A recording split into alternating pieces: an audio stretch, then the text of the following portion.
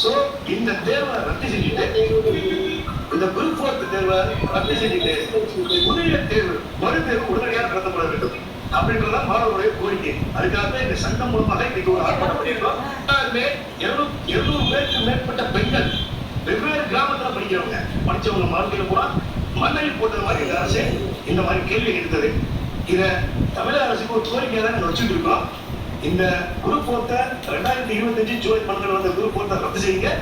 மாணவர்கள் நலன் கருதி மறுதேர்வு உடனடியாக நடத்துங்க. 2012 இதே ஒரு இஷ்யூ வந்தது. அப்போதைய குரூப் 2 இது மாதிரி ஒரு பிரச்சனை வந்த உடனே நாங்க மாணவர்கள் போராட்டம் பண்ணோம். அப்போது எதிர்கட்சி தலைவராக இருந்த தற்போதைய முதல்வர் தந்தை கலைஞர் கருணாநிதி அவர்கள் வேற கோரிக்கை விட்டாங்க. குரூப் 4 தேர்வு ரத்து செய்யுங்க, மறுதேர்வு நடத்துங்க. அப்போதைய முதல்வர் ஜெயலலிதா அவர்கள் இதே குரூப் 4 தேர்வு உடனடியாக ரத்து செஞ்சு மறு தேர்வு வச்சாங்க. இது கடந்த கால வரலாறு, இது அரசுக்கும் தெரியும். சோ இதுல ஈவாவா பார்க்க வேண்டாம். அரசு ஈவ பார்க்காம செஞ்சா அரசுக்கு நல்ல வேணும். இந்த மாணவர்களுடைய அனைத்து ஆதரவும் அரசுக்கு கண்டிப்பா நிச்சயமா இருக்கும். இந்த குரூப் 4 தேர்வு ரத்து செய்யணும். பழைய பாடத்திட்டத்தின்படி கேள்வி எடுக்கணும். அப்ப பள்ளிக்கல்வித்துறை அமைச்சர் சொன்னாரு, எங்களுடைய ஸ்டேட் போர்ட் சிலபஸ் சிபிஎஸ்இ சிலபஸ்க்கு தரமா இருக்குன்னு சொன்னீங்களா? நீங்க என்ன சொன்னீங்க? அந்த தரமான பாடத்திட்டத்தில் இருக்காம ஏன் தொல்காப்பியம் 2000 முன்னாடி இருந்த தொல்காப்பியம் கேட்க அதுதான் மாணவர் கேள்வி. உதாரணத்துக்கு ஒரே ஒரு கேள்வி மட்டும் சொல்றேன். அதை சொன்னா பெண்கள் பூராக முகத்தை சுருக்கக்கூடிய கேள்வி. ஓலக்கம் அப்படின்ற கேள்விக்கான விடை வேட்சொல் என்று கேட்கப்படுகிறது.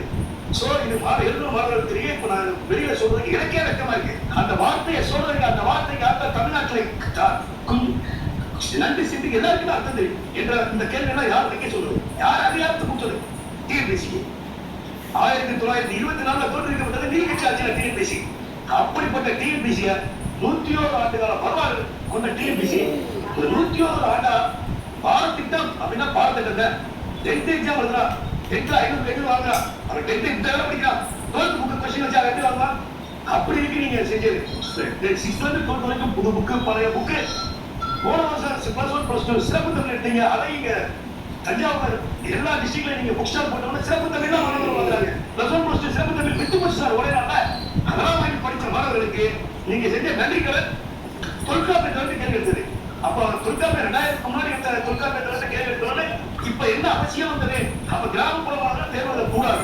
அப்படி தேர்வு இல்லாம இந்த கோச்சிங் யாருக்கு கொடுக்க போறீங்க? அதுதான் எங்க கேள்வி.